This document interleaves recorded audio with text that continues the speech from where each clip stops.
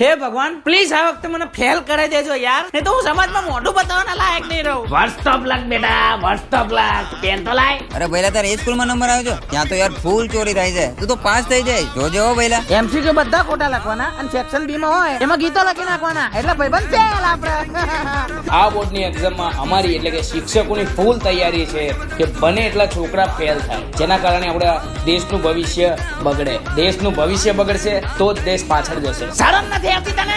આજુબાજુ વાળાના છોકરાઓ જો કેટલા રખડી ખાય છે ને તું ચોપડી લઈને બેઠો છે. પાસ થવાના ધંધા છે ને આપણા દાડા, મને બધી ખબર છે.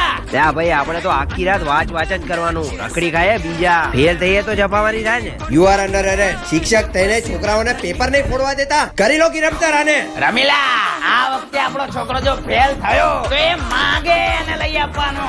કેટલી મહેનત કરી હતી બે, એક માર્ક્સ માટે પાસ થઈ ગયો. સમાજમાં કોઈ નોકરી નહીં આપે. આ બધું પપ્પા સ્કૂલ વાળાએ કર્યું છે.